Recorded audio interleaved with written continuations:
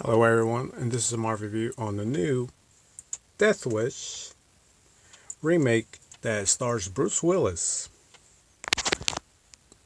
This movie is based on the novel and also based on the 74 version of the Charles Bronson version of Death Wish, where maybe most of you have never seen. But anyhow, the storyline with the new one with Bruce Willis. Well, Bruce Willis, he's pretty much a doctor who's doing his life things every day, who has a daughter who's ready to go into college, a wife who's also ready to become a doctor pretty soon. Everything goes peachy, in this little Bruce Willis life. But all of a sudden, it gets all interrupted by a situation that happens where he's asked to go to the hospital, to do his job. So the wife, daughters at home, ready to make this special cake for their, you can say Bruce Willis, pretty much. But it gets interrupted by these robbers breaking in the house. Pretty much, they're trying to rob where any valuables and everything.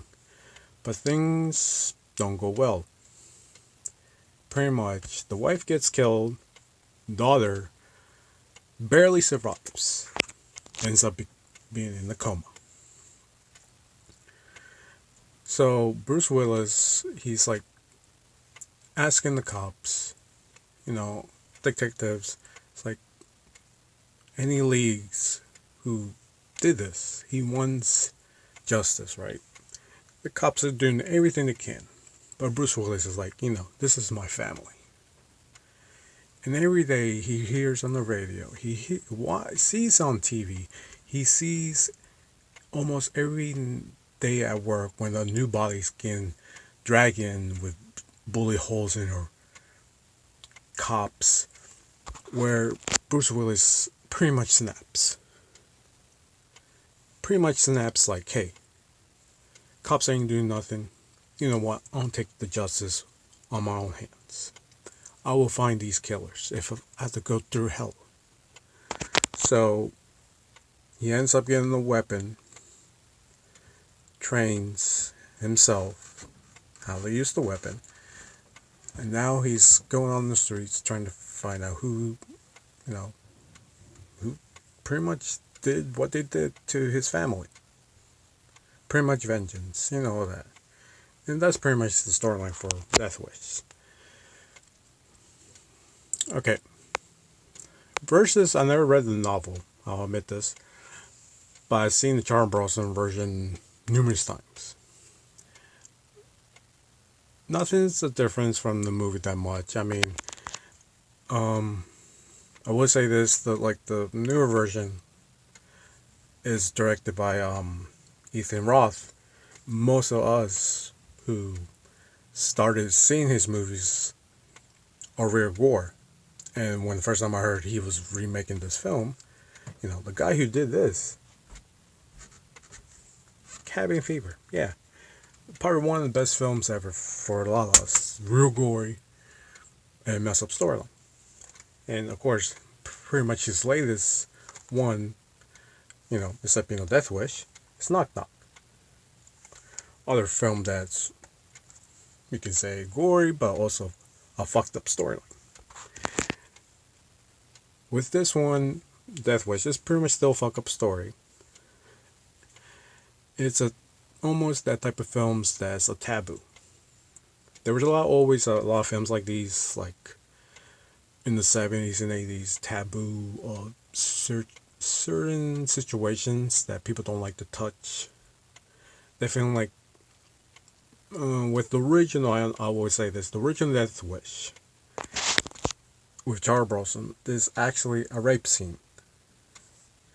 On this one, the new one, there's no rape scene, so they kind of clean it down, comment, and there've been movies in the past like these. with these films in the 70s, 80s, the taboo films I like to call,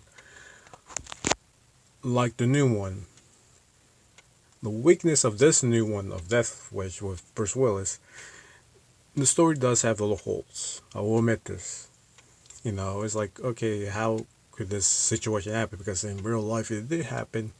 How the hell you got away with it? And when somebody noticed? Stuff like that. And that's how a lot of some of the original old films like these, like the taboo films, like I said, they always never were really well detailed certain parts. Like they cut little corners. It pretty much got to the point. And one thing I'll do like about this film, it does get to the point. You know, Bruce Willis getting revenge on his family. And it's one storyline type I always liked, from my opinion. Most of you might not agree with me. If somebody hurts your family, you'll take matters on your hand, right? I would. It's something that for years I always believe in myself. Some of you probably don't believe in that, and that's fun. Hey, it's your life. It's one thing I did like about this movie. I always loved, the Charles Bronson films, because he's a father who went through so much, lost everything, and he's like, I want my revenge. So pretty much you can say that these are the revenge films. The films that a lot of people don't touch. And like I say, the storyline's a little, holy here and there. The gore scenes, since is done by Ethan Roth.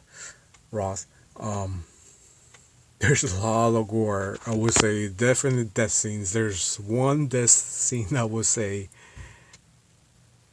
that, I don't know, maybe it was a little Easter egg too, from a certain director like Sam Raimi, because this vehicle looked kind of familiar at this shop, right? That scene, I would say, it was a little gory, but it was well done. And if you don't like gore, this is one film you may not want to watch. Another thing about this film too, since there's a lot of talk about, lately, about gun control, the subject gun control does come up in this film. And you have the whole opposite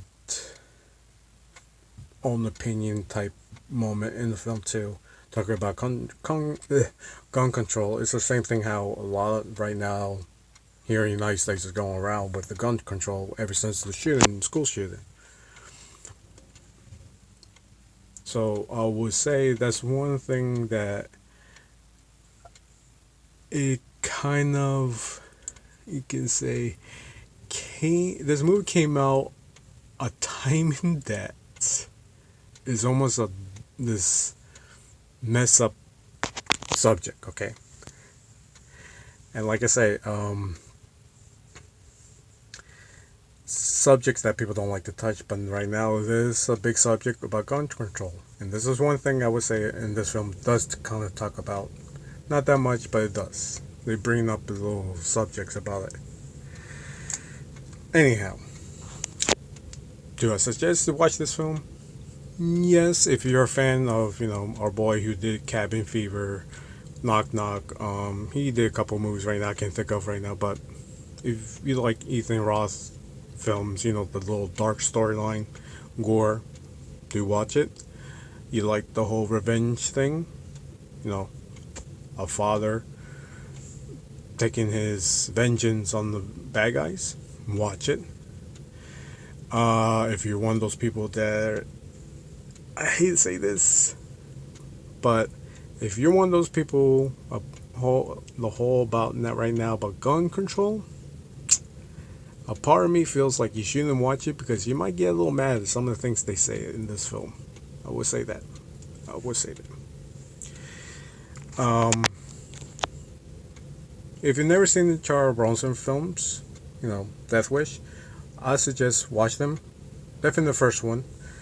There's, I think, total of really five Death Wish movies, but reality there's only really four of them that I think went through theater. I think the fifth one never did; just went straight to video cassette at that time.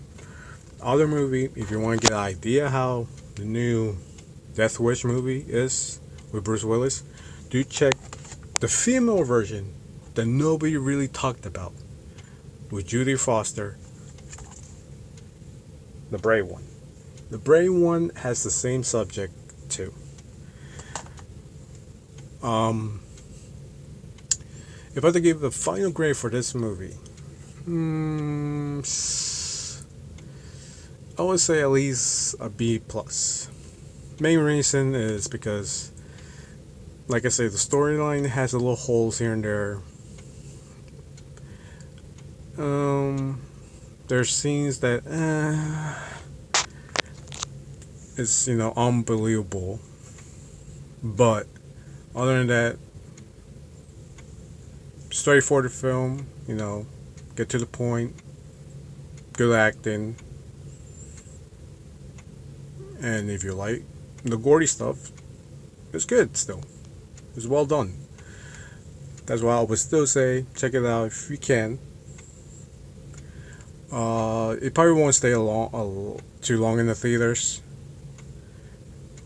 I would say maybe at least 2 months tops because we got a couple of big hit films coming out pretty soon. So if you do have time, do check it out. Other than that, this movie gets a B plus. So do check the new remake of Death Wish with Bruce Willis as the main character. All right, that's my review on Death Wish.